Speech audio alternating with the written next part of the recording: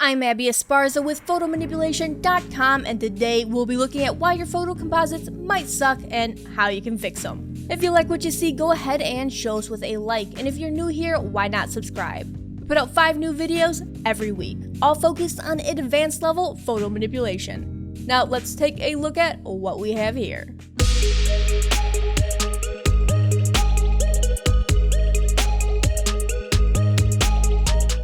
So these aren't the reasons why you suck, because you don't. But 7 general tips and tricks for blending a bunch of pandas together doesn't sound quite as catchy. I have my general layout set up. These points are in no particular order and a bit rambly, so let's just chat and blend some pandas.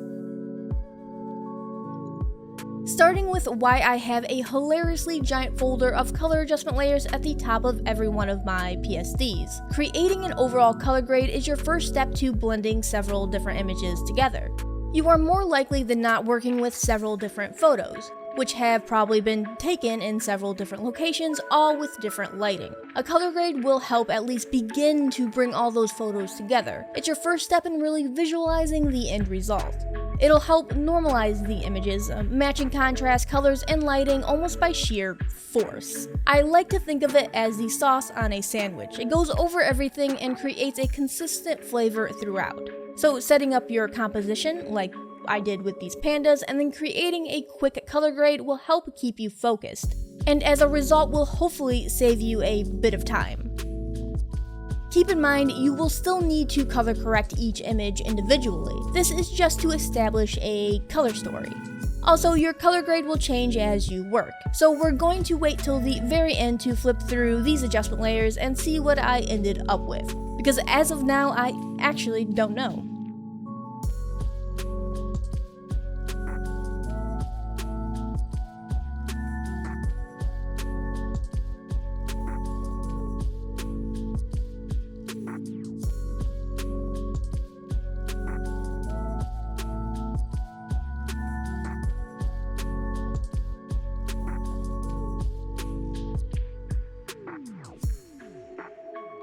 Next up, let's talk non-destructive editing. I've mentioned it before and I'll mention it again in the future because we should all be editing non-destructively. Non-destructive editing is editing a layer without ever permanently editing the pixels on that layer, because every time you edit a pixel, it degrades.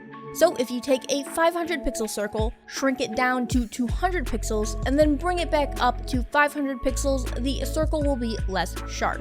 Because even though you brought it back to its original size, those pixels will permanently be affected, never to be clean and sharp again.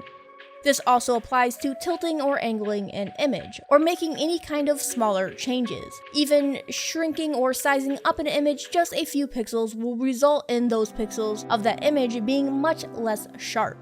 And don't try and cheat the system. A sharpened blurry pixel doesn't look new, it just looks like a sharpened blurry pixel. Throughout this blend, you will notice the 3 main tools for non-destructive editing: layer masks, smart objects, and adjustment layers. Layer masks so I never have to commit to erasing, smart objects so I never have to commit to a size or filter, and then adjustment layers so I never have to commit to any kind of adjustment settings. Smart objects are particularly important, and you can check out my quick dive into smart objects video. The link will be down in the description.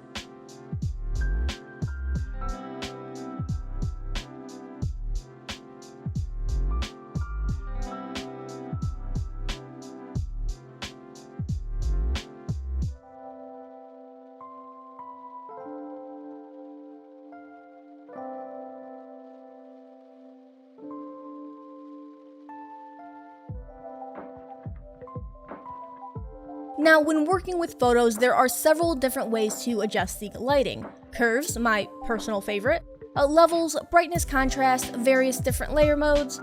But if your light source is coming from the left and your subject's light source is coming from the right, one of them is getting flipped. Forcing highlights to be shadows and shadows to be highlights is a fool's game. And while there are a few exceptions, for the most part, the harder you push a pixel, the worse it's going to look, because that pixel only holds so much data.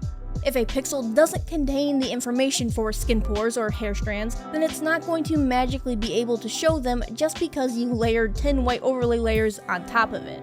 Embrace the lighting and shadows of an image, and don't be afraid of dramatic shadows. They can be a photo compositor's best friend.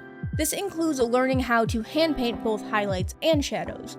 Use digital painting educational resources to learn how lighting works, so you can then accurately recreate them in your own images. Just look around your room. You'll have a hard time finding a shadow that is just a blob of shapeless black. Lighting is a beast in and of itself, but a few of my go-to tips for painting shadows is to first paint on a layer set to multiply, as it does a good job dampening the highlights of the area being painted on. This is why I don't recommend overlay or soft light layer modes for painting shadows, as they tend to leave or even enhance the highlights. Second, paint with a brush set to a low flow rate so that you can slowly build up those shadows. It'll give you more control over where the paint is being placed, and this works whether you are using a pen tablet or just a mouse. Third, don't use flat black to paint shadows. Shadows are rarely, if ever, black, and black shadows tend to look flat and muddy. Your best bet is to use either a darker and less saturated version of the color you are painting on, or to color grab an already existing shadow. And finally, use Blend If to give your shadows a bit more form. Blend If is a bit of a hard one to explain, but I do have a quick video all about it. I'll link it down in the description as well.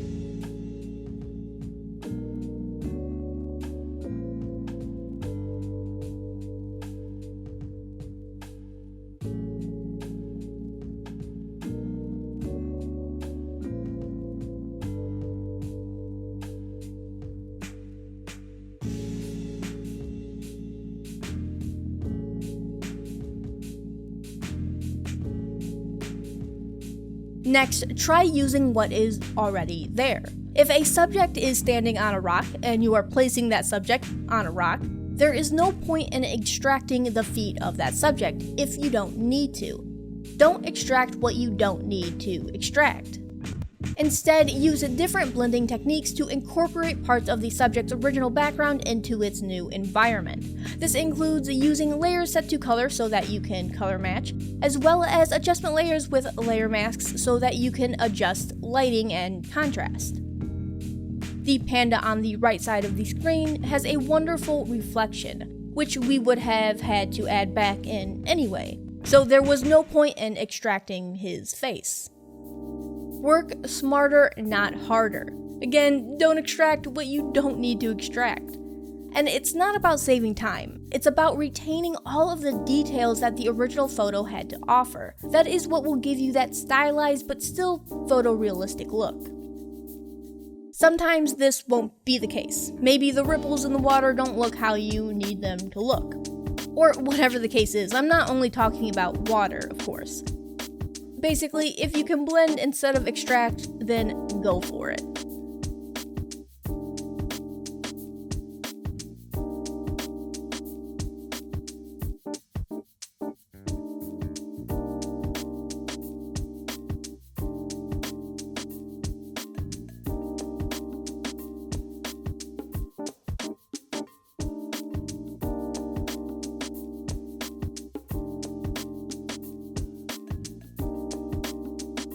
Number 5, match those edges. This is so important and something I see people forgetting to do all of the time. If you're extracting an image, the vast majority of the time, your edges shouldn't be razor sharp. You don't live in a 2D sticker book. Edges have depth and texture.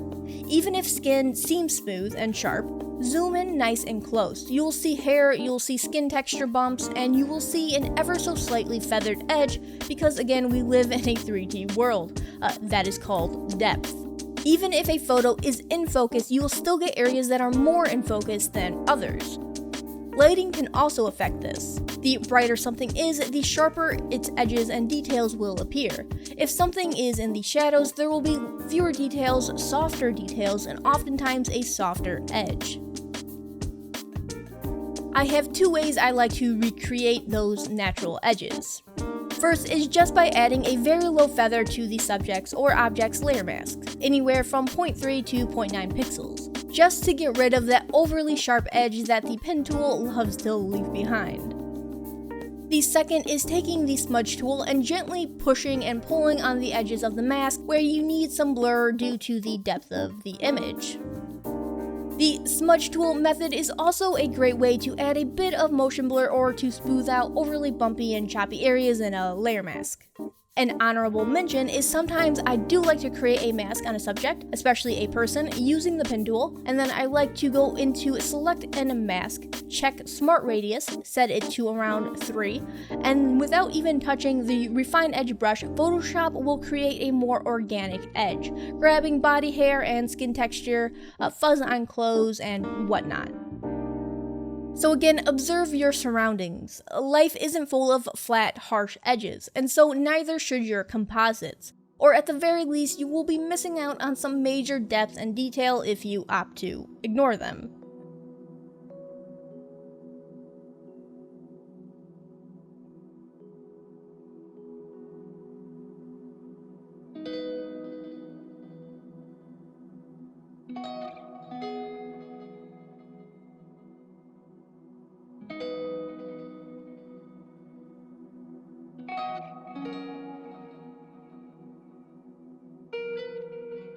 And that brings us to which tool you should use to extract, which is all of them.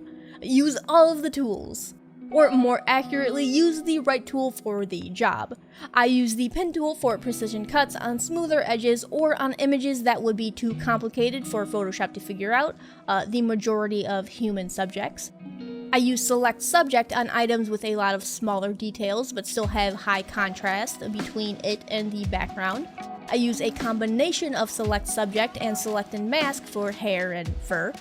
Sometimes I just use a soft or hard round brush, or some other brush that will give me the edge and texture that I need. Sometimes I use a combination of all of them on different parts of the same image.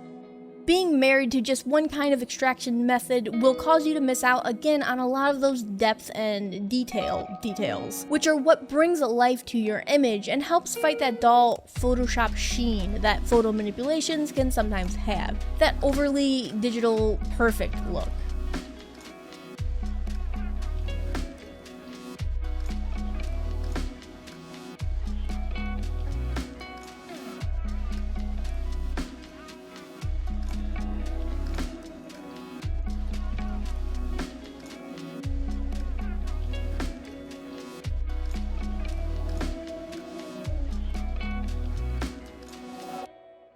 Finally, just take your time. Be patient. The more love you put into an image, the more effort, the more people will be drawn to it. They'll really see it. Take time to add the details that need to be added.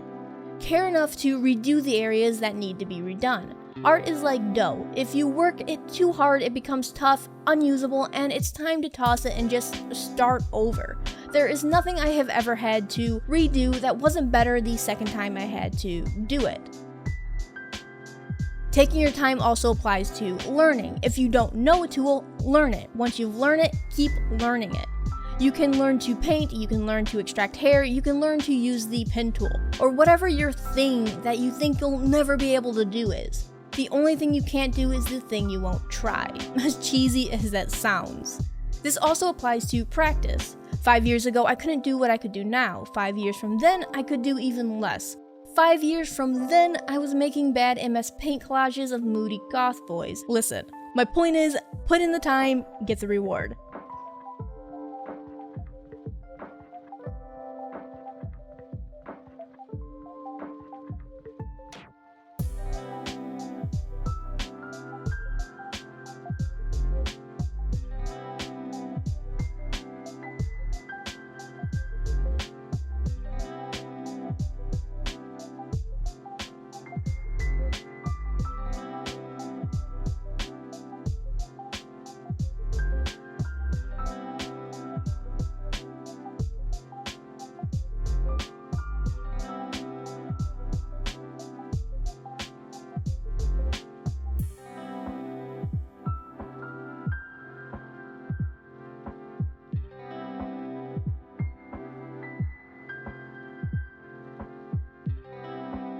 So 7 seems like a good enough number to end things on, why not? As well as a nice flip through of our color grade here. And while I'm at it, all of these words and tips and rules aren't actually rules. There are exceptions to everything, sometimes situationally, sometimes stylistically. So it all just depends on what you need the end result to be, or want it to be. And again, you don't suck. I think that about does it for today. So like if you like, subscribe if you really like, and let me know what you'd like to see next. And let me know if you like this format, or just say hi down in the comments. I'm Abbey Esparza with photomanipulation.com. See you next time.